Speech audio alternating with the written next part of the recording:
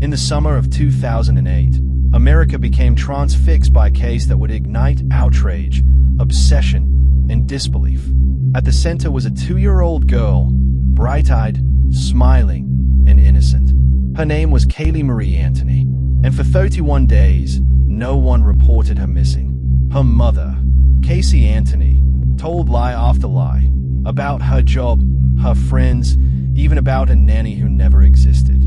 When Caylee's remains were finally found months later, the case exploded into one of the most controversial criminal trials in American history. This is not just the story of a trial.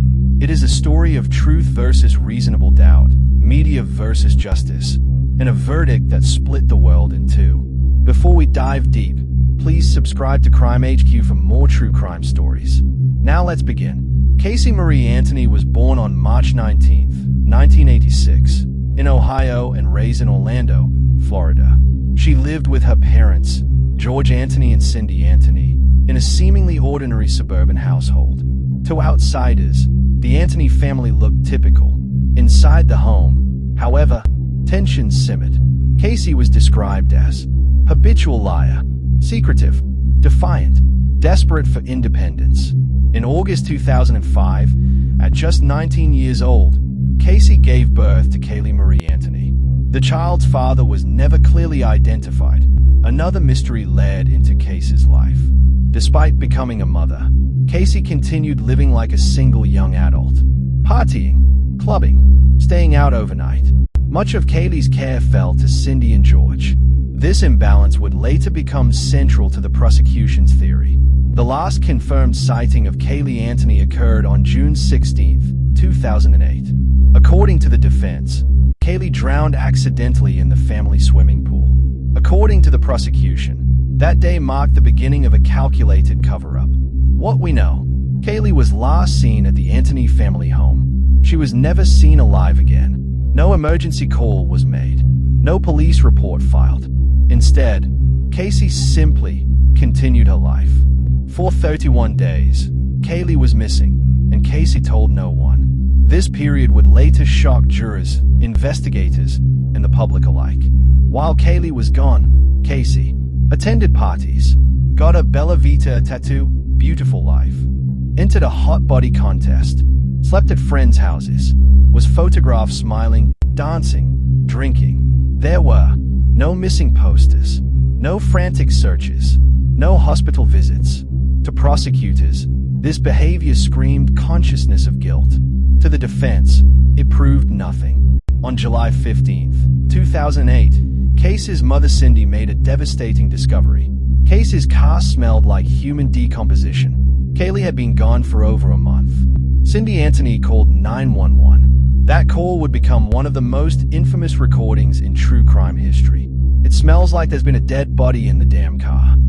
When police questioned Caylee, she spun an elaborate lie. She worked at Universal Studios.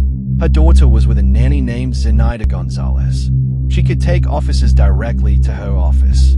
Police followed Caylee straight into Universal Studios. She led them confidently through the park, until she stopped. She didn't work there. She never had. The lie collapsed in real time. Zenaida Gonzalez, the nanny who never existed. Caylee claimed Caylee had been kidnapped by the nanny. The nanny disappeared with her, but investigators quickly learned no evidence of employment, no history of childcare, no verified connection to Caylee. A real woman named Zenaida Gonzalez did exist, but she had never met Caylee or Caylee. The lie would become one of the strongest circumstantial pillars of the prosecution's case. By late July 2008, the case had become wall-to-wall news. Television hosts, especially Nancy Grace, publicly declared Caylee guilty long before trial. Headlines screamed, "Top Mom, Party Girl Mother, America's Most Hated Woman." Public opinion hardened quickly. This would later become a key issue for the defense. On December 11, 2008, a utility worker made a grim discovery just blocks from the Anthony home. Skeletal remains, a skull, duct tape near the mouth. In December, DNA testing confirmed what the nation feared. The remains belonged to Caylee Anthony. The cause of death, undetermined, and that uncertainty would change everything. Caylee Anthony was charged with first-degree murder, aggravated child abuse, aggravated manslaughter of a child, 4 counts of lying to law enforcement. Prosecutors sought the death penalty. The stage was set. America waited. The state argued. Caylee wanted freedom. Caylee was an obstacle. Chloroform was used to sedate Caylee. Duct tape was applied to kill or silence. The body was hidden. Evidence cited. Computer searches for chloroform. Decomposition odor in Caylee's car. Lies and deceptive behavior. Lack of grief. But the case lacked one thing jurors would later cling to: direct evidence. The trial officially began on May 24, 2011, in Orange County, Florida. Before a single word was spoken, attorneys faced the critical task of jury selection, a process that would influence the case as much as the evidence itself. Key considerations: bias against Caylee. Media coverage had already painted her as a party girl mother guilty of murder. Juror emotion. The case involved a young child, which could trigger instinctive anger rather than rational judgment. Ability to weigh circumstantial evidence. Since direct evidence of murder was limited, jurors needed to analyze forensic science and testimony carefully. Out of more than 300 potential jurors, 12 were chosen, along with 2 alternates. The chosen jury was predominantly female, aged 30 to 60, many of whom expressed skepticism about media portrayals but concern for child safety, a perfect storm for the upcoming trial. A cold, calculated murder. Prosecutor Jeff Ashton opened with a grim narrative. Caylee Anthony murdered her daughter to gain freedom. She planned the act using chloroform, disposed of the body, and lied repeatedly to cover her tracks. Each lie, each false story, was proof of consciousness of guilt. He painted Caylee as a deceptive young woman, emotionally detached from the child she was supposed to protect. Defense: a tragic accident. Defense attorney Jose Baez presented a starkly different story. Caylee's death was an accident. Caylee panicked and lied, but did not kill her daughter intentionally. The family dynamics, particularly Caylee's alleged sexual abuse by her father, had influenced her decisions and mental state. Baez promised the jury a case filled with unanswered questions, emphasizing that reasonable doubt would be the key to acquittal. Forensics would dominate the trial. The prosecution leaned heavily on circumstantial evidence, including the car smell, decomposition odor detected in Caylee's vehicle, suggested Caylee's body had been in the car. Duct tape, found near Caylee's skull.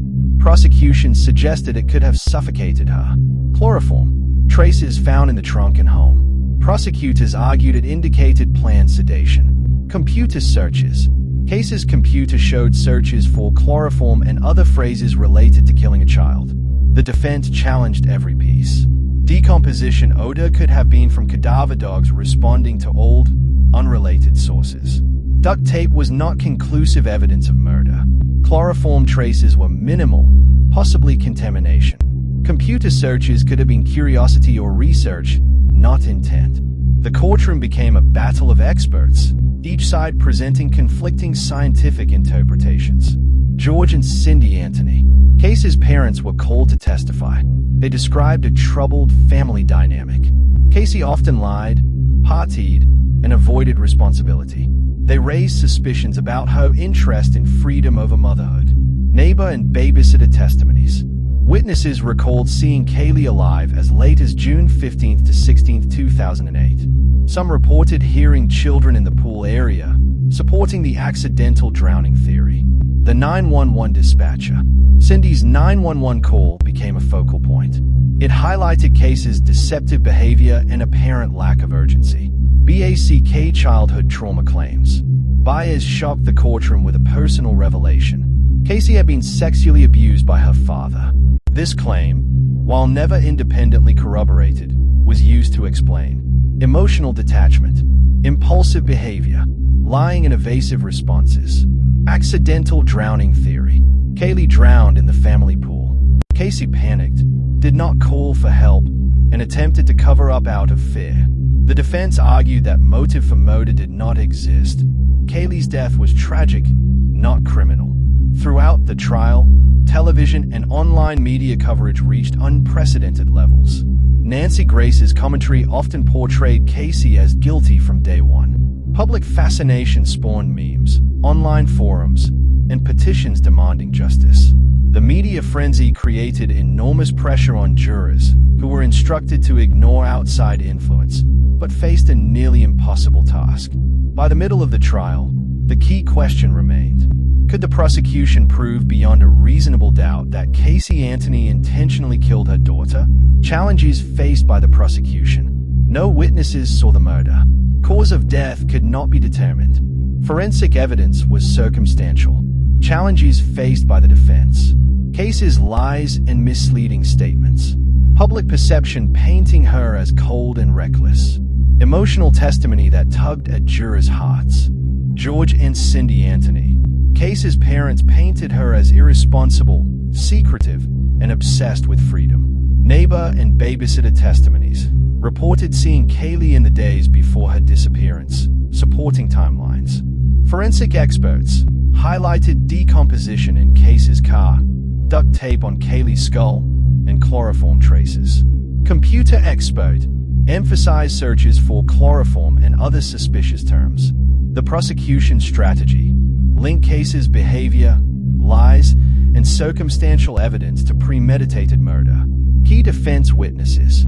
Jose Baez's expert witnesses argued that forensic evidence was inconclusive, decomposition odors could be misleading, and duct tape didn't prove murder. Psychologists suggested Caylee may have panicked after an accidental drowning in the pool.